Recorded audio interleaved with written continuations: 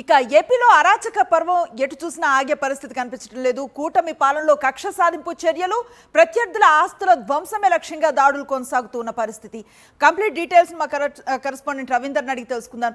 రవీందర్, చూస్తూ ఉన్నాం ఏ రోజుకు ఆ రోజు ఈ కక్ష సాధింపు చర్యలు అన్నవి పెరుగుతున్నాయే కానీ తగ్గుతున్నట్లుగా కనిపించట్లేదు. కంప్లీట్గా రెడ్ బుక్ రాజ్యాంగం అమలవుతున్న పరిస్థితి కనిపిస్తోంది. ఎట్లాంటి డీటెయిల్స్ ఉన్నాయి? నిజానికి రాష్ట్ర వ్యాప్తంగా కూడా ఆటవిక పాలన ఇంకా కొనసాగుతుంది అనుశ్రీ. ఎందుకంటే గడిచిన 7 నెలలుగా కూడా ఇదే పరిస్థితి అయితే రాష్ట్ర వ్యాప్తంగా ఉంది. ఈ నేపథ్యంలోనే ఆంధ్రప్రదేశ్ కాస్త అరాచక ప్రదేశ్గా మారిపోయినటువంటి పరిస్థితులే కనిపిస్తున్నాయి. ఎందుకంటే ప్రధానంగా రాజకీయంగా ప్రత్యర్థులు ఎవరైతే ఉన్నారో వారిని వర్గ శత్రువులుగా భావిస్తుంది తెలుగుదేశం పార్టీ సంబంధించినటువంటి నాయకులు.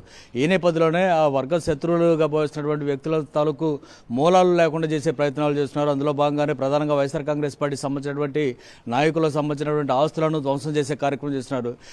ఎన్నికలు అయిపోయిన తర్వాత, కౌంటింగ్ వచ్చిన తర్వాత తొలి రోజుల్లోనే అధికార పార్టీకి సంబంధించినటువంటి కార్యకర్తలు ఏకంగా వైసీపీకి సంబంధించినటువంటి కార్యకర్తల ఆస్తులను ధ్వంసం చేస్తే ఇప్పుడు ఏకంగా ఎమ్మెల్యేలే రంగంలో దిగారు. ప్రత్యర్థి పార్టీకి సంబంధించినటువంటి నాయకుల ఆస్తులను ధ్వంసం చేసే కార్యక్రమానికి తెరదీశారు. నిన్న చూసే మనం కాళహస్తిలో మాజీ ఎమ్మెల్యే ఉన్నటువంటి చెంచిరెడ్డి ఆయన తాలూకు రెవెన్యూ రిసార్ట్ను కూడా అధికారులు కూల్చేశారు. ఎప్పుడో 17 సంవత్సరాలకు క్రితం నిర్మించినటువంటి ఆ రిసార్ట్ని ఇప్పుడు అధికారులు ఉన్నపలంగా వెళ్ళి కూల్చడం అనేది నిజానికి ఒక చర్చనీయాంశంగా మారిన పరిస్థితుంది.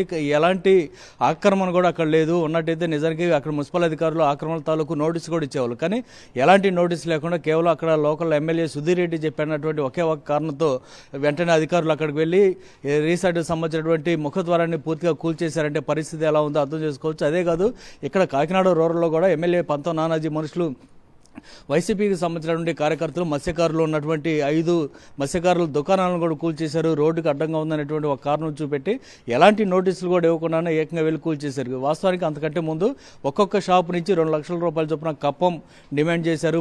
5 షాపులకు సంబంధించి 10 లక్షల రూపాయలు కావాలంటూ డిమాండ్ చేశారు. అయినప్పుడు కూడా వారు ఆ స్థాయిలో ఇవ్వలేము, ఎంతో కొంత ఇస్తామంటే కుదిరేదే పనే లేదు, ఖచ్చితంగా 10 లక్షలు ఇవ్వాల్సిందని చెప్పంటూ డిమాండ్ చేశారు. అందుకు ఇవ్వలేము అన్నటువంటి కారణంతో ఏకంగా 5 షాపులను కూడా కూల్చేసిన పరిస్థితి.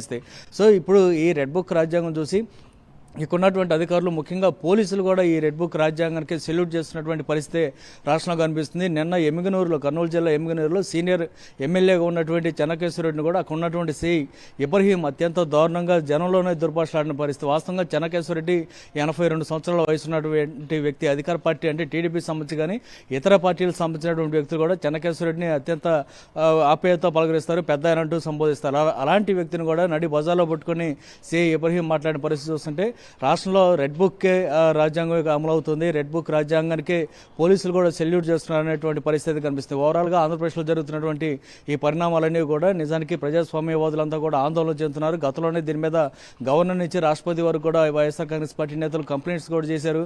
అయినప్పుడు కూడా ఇక్కడ మార్పులు అయితే కనపట్లేదు. గతంలో కార్యకర్తలు దుర్మార్గాలకు పడిపోయే పరిస్థితి నుంచి ఇప్పుడు ఏకంగా ఎమ్మెల్యేలే ఈ విధమైన దుర్మార్గాలు, ప్రత్యర్థి పార్టీల ఆస్తులు ధ్వంసం చేసేటువంటి వ్యవహారాలు నడపడానికి మాత్రం ఎవరు జీర్ణించుకోలేకపోతున్నారు. Right, thank you Ravinder.